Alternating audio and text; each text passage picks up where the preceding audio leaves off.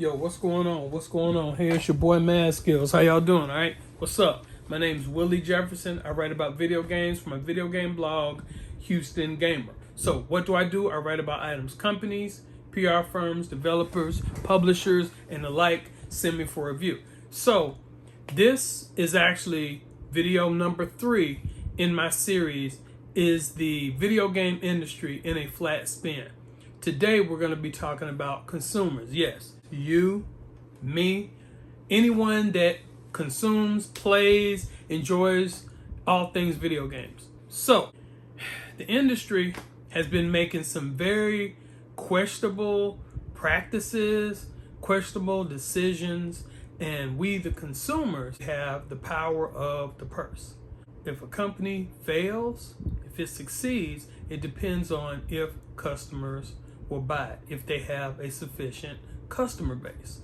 So today we're going to be looking at how we, as consumers, enable the video game industry as a whole for making terrible games, questionable accessories, as well as introducing an entire generations to gaming with microtransactions. So let's go ahead and get started, all right? Point number 1 is we consumers will buy anything and pay any price for anything that a video game company will put out, especially consoles.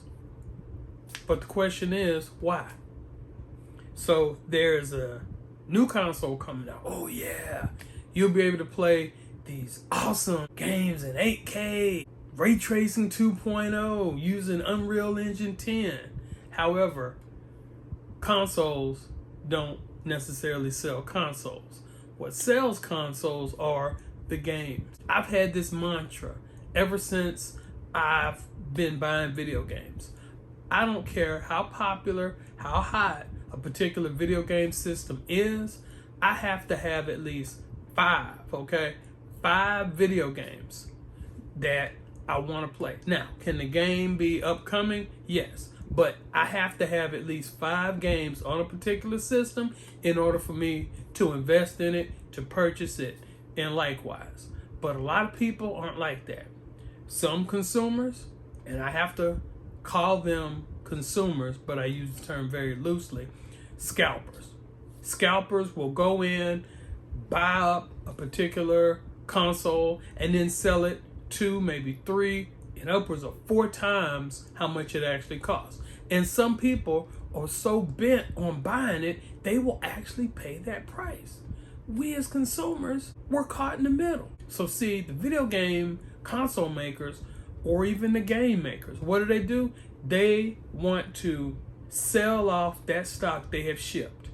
And then anything else over that, oh, that's just a boom. That looks great on spreadsheets, especially when you're trying to justify a company's particular stock price. You want to please shareholders at all costs. But the consumers are the ones that fall into the crosshairs. Why? Because we want to support a particular system, even though it doesn't have any games, but we're sold promises. I can tell you this. If I sold promises and people bought them, I'd be a multi-billionaire. But in a video game company, be it console maker, game publisher, developer, that's life or death for them. Case in point, PlayStation VR 1 and 2. Both of those are really cool technology. However, the question is, will devs, will studios support it? Did Sony even have first-party studios that wanted to support PlayStation VR? The answer is no. Aside from Astro's Playroom, which was absolutely awesome, but it has to go past that. But consumers, they'll pay. Look, I was an early adopter. I actually bought the Sony PlayStation right when it first came out in Slidell, Louisiana, to the mall there, and lo and behold, Babbage's had 2 left, so I went ahead and bought one. I was out nearly $1,000, bruh, but I enjoyed it because I wanted to play Ridge Racer. I played in arcade, loved it, and here I am actually able to play Ridge Racer that in my home. That was my choice, and I knew what I was doing. But I help contribute to these consoles coming out retailing for these huge prices. As long as there's demand, they're gonna keep making consoles. As long as there's demand for $80 games, they're gonna make them. And you, the consumer, me, the consumer, we're the ones that are enabling that behavior. We need to expect better. Point 2, we consumers have the purse strings. We're the ones that hold the money. If various companies want to stay in business, then guess what? They're gonna have to have revenue. Someone has to be their customer. You, me, we're the customer. Whenever we have issues with a particular game or console maker or any accessory or the like, then we should be able to voice our opinion. And a lot of people do. However, the question is, are the companies listening? I can't tell you how many games that I've had to review that came out needing day one patches. I can't tell you how many games that I've reviewed that came out feeling like half of a game. And that is that when you really want to get the full experience of the game, then guess what? Microtransactions say, hello. come on, y'all. We have the money. Because of that, we need to make companies listen.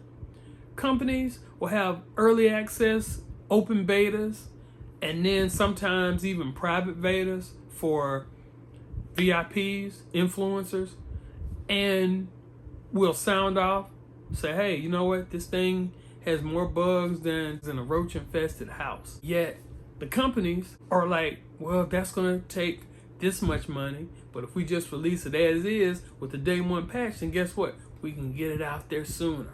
But you can speak volumes with your pocketbook. You don't think withholding money will make people listen? Look back to the 1960s, the height of the civil rights era. People would have boycotts on stores that were racist, bigoted, and guess what? Those stores soon end up listening. At first they're like, we don't want black folk money, but they ain't say black folk. But guess what? What ended up happening, y'all? The black folks stayed away. There was a movie that said Day Without a Mexican. Like, what would happen if all Mexicans that were in the United States, legally or illegally, what if they didn't go to work? What would happen? This economy would tank pretty much overnight. You do not bite the hand that feeds you. So we consumers need to tell people, okay, look, this is garbage. We're not going to buy it. Look at Gollum. Look at Duke Nukem Forever. We spoke. Even though the reviews may have come out, oh, it's not that bad. But when we saw it and were able to play it, nah, this ain't what, no, I'm not paying for this. Activism worked as far as civil rights, as far as getting voting rights, and yet activism will work in video games, but you have to be consistent with it, folks. We have to be. And look, I know there's a game that you've been wanting to play. It's like a fresh reboot of a old beloved franchise. Be patient. Look, don't be an early adopter. Not necessarily, unless you just want the frustration of dealing with day one patches and bugs and the like. Just wait a little while. Unless you're like, hey, you know what? This is Super Mario 3D All-Stars and I'm scared of scalpers, then that's one thing. But if it's digital, which leads me to point 3. The video game industry as a whole, they are just corralling everyone to just go digital. Yes. Digital is the way to go. So they're releasing consoles that are all digital. You can think handheld, Steam Deck, the Ally, and then Microsoft, they got in it last generation with the Xbox SAD, and it was the all digital one, and people laughed at it, but guess what? It paved the way for the Xbox Series S. Think about it. Think about it. It sure did. And then Sony said, hey, we can't let Microsoft be the only one. So they created the PlayStation 5, 2 SKUs, disc, discless. They're pushing digital media. Say, look, you don't have to worry about storing your media. I actually have a video coming out about that very thing, about physical media. But they're walking away from physical media. And I definitely understand. Hey, to make a physical disc or cartridge, that's gonna cost money. The companies, the publishers, they have to pay for the plastic. They have to pay for the manufacturing cost. They have to pay for the packaging, pay for the promotion, pay for the shipping to various retail outlets. But with digital, marketing, and then of course development, but that's it. So it does make sense for publishers to go ahead and say, hey, you know what, digital, but we'll pay full price for it. Yes, with physical media, there is a premium. However, after it sits on store shelves for a while, guess what? That price is gonna come down, unless it's Super Mario 3D All-Stars. Not only that, but companies that go digital, just like with Apple Music, boom, you could download a copy, download another copy. They don't have to pay those extra fees. And that's pure profit for them because it's the same digital copy. It's the same file that they're pulling from. So with that, as physical media fades, then we're only gonna have one place to be able to get games from. Yeah, we can be able to get slight discounts on Amazon. Once we embrace digital video games, then our choices have really narrowed. Point number 4 of how we, the consumers, have enabled the video game industry with very questionable practices. Have not demanded and forced companies to let third-party companies make cheaper alternatives to their products. I'm looking at you, Microsoft, Sony. Why?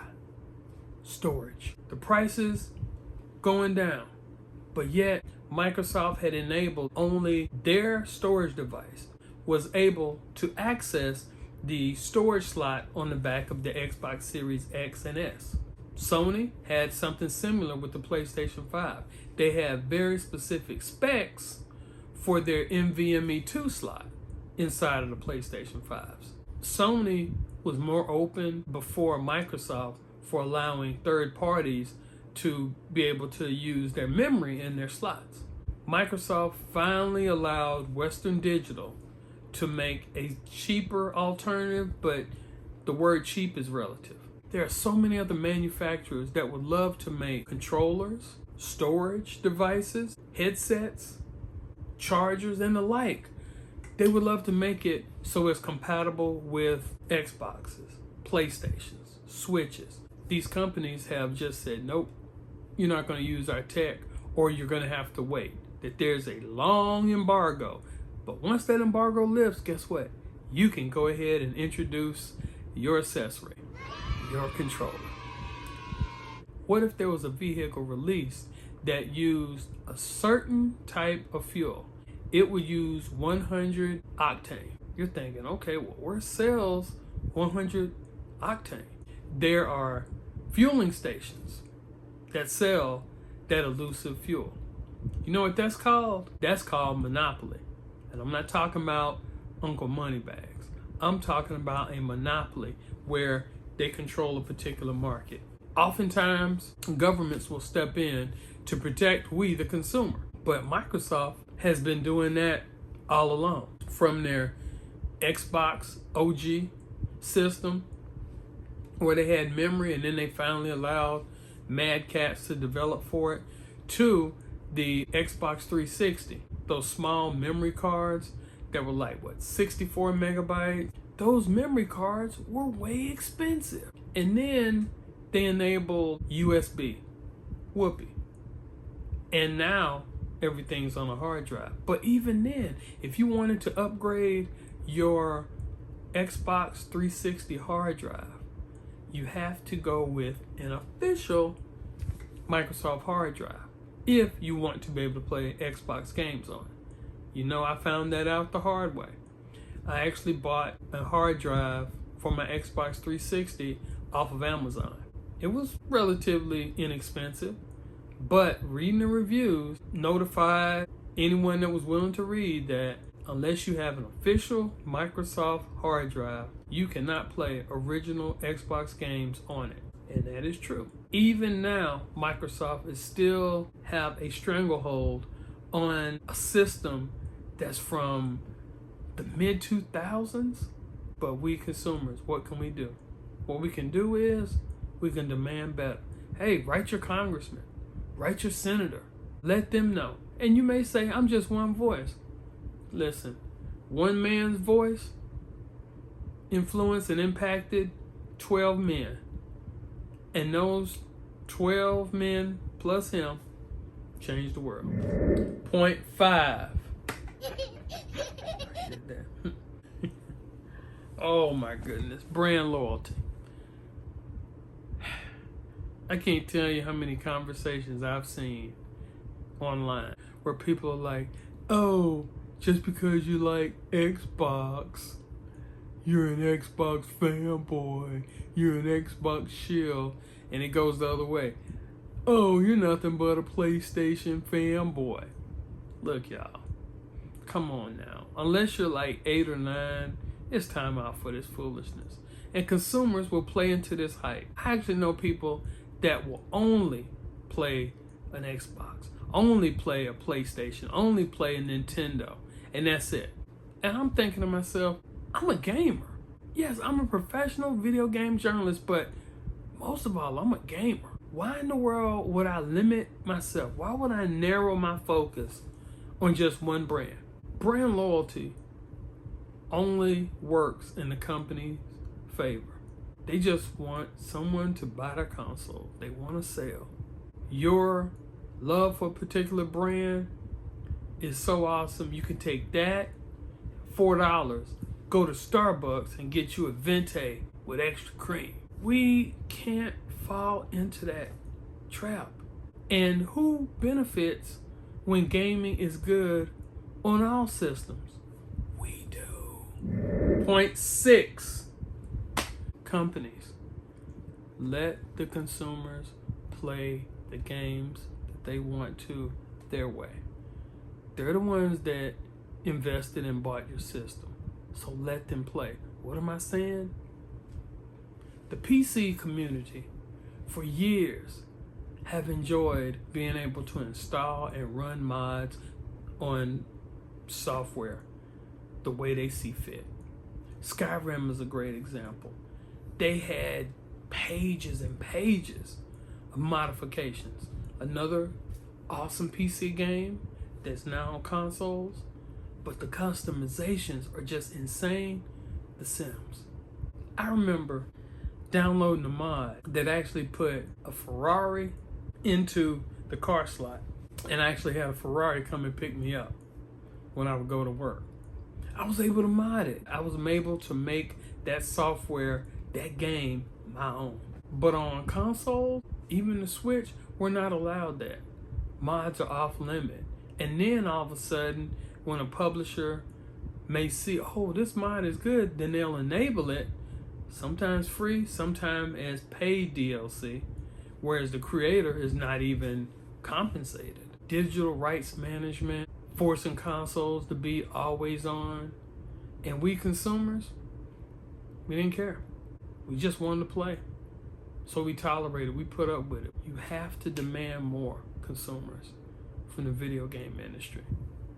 Don't have them put out garbage and then just say, like Timberland said, all I could do is talk on this track. You still go out and buy it. And that's how some consumers are. Instead of saying, hey, my money has value and I'm gonna buy this because it is what I want, and I want the company to support this for a limited amount of time. I want the company to back their product. I want them to give me freedom and not just shackle me. Point 7, and this is the final point, backwards compatibility. You think about it. If you own a PC, you could get Microsoft Flight Simulator from, goodness, the mid-90s. Old, on a CD, multiple CDs. You put it in a PC that run Windows, you can play it. Unfortunately though, we consumers are like, hey, I don't need like my old games. I'll just take them to GameStop and sell them for next to nothing. But what I'm saying is that you, me, we bought these games and we have them, and there are some games that we still like. I can understand Nintendo's jump from the NES to the SNES to the Nintendo 64. They were all cartridges, but they were all different type of cartridges. Yeah, there was a difference. I can understand that. But when we're talking about the ability to play older titles on new systems, that is an ability that has been diminished. Originally, Sony was the one that pioneered backwards compatibility. They actually allowed their PlayStation 1 games to be played on their PlayStation 2. Then, when they came out with the OG fatty, the 20 gig and the 60 gig PlayStation 3s, you could actually play that. And then the last one to actually have full compatibility was the 80 gig that had MotorStorm. It was not hardware emulation, it was software, but still you were able to play it. Then the abomination of 40 gig came out, and that was the end of the story. The interesting thing is that every PlayStation, with the exception being PlayStation 5, every one of those PlayStations could actually play PlayStation 1 games. Did you know that? Pretty cool fact, huh? Also on the Xbox 360, you could actually play most of the OG Xbox games on. Nifty, huh? One of the greatest selling consoles of all time, the Wii, yep, the Wii, offered backwards compatibility with GameCube games. Then the Wii U came, and it did not offer compatibility with GameCube games, but it did offer backwards compatibility with Wii titles, which is really cool. At one time, companies were okay with that. Then the PlayStation 4 came out. The only thing the PlayStation 4 did was play PlayStation 4 games. But then Sony got wise and they were like, dawg, we're cutting off part of the consumer base. And they can go to Xbox or go to PC and play older generation games. For the PlayStation 5, we're going to enable backwards compatibility. And they did, which is a welcome sight. However, with going digital, what ends up happening is that there are games on my Xbox 360 that are digital. I can tell you right now, Outrun Arcade, as well as Afterburner Climax, X-Men by Capcom. That was a sick game. However, it's digital, but only my 360 can play it. My Xbox One, Xbox Series X will not show it. And even on the PlayStation digital front, there was a skydiving game. Really loved it, but I can only play that on my PlayStation 3. So those are 7 reasons that we consumers have helped enable the video game industry to do some very questionable, crazy items. From the horse armor in Elder Scrolls to releasing the PlayStation Port and people still running out and buying it. Why? Seriously, why? It does not have a browser. It cannot get online unless you're like right next to or close by, or offering game filled to the brim with microtransactions. Come on, y'all. We consumers, we're the ones that are keeping these people in business. And you need to ask yourself, do they need to stay in business? All these studios shutting down? Why? They didn't have money. They produced a crap product. Consumers, we need to improve on that. So anyway, thank you so much for watching. So this was part 3 of my video game blog series, Is the Video Game Industry in a Flat Spin? So part 4 is coming in soon. I've actually been under the weather for a little bit, so y'all apologize for my tardiness. But I'm back on it, working to crank out some really awesome original content. So anyway, it's your boy Skills. You know where to find me. All the information is going to be in the description below. Also, if you like this channel, please smash the like button, subscribe, and also enable alerts for my channel so that you won't miss any content when it goes live, as well as sharing. That really helps the channel out a lot. Y'all stay blessed, y'all stay safe, y'all stay frosty, and I will holler at y'all later. Deuces!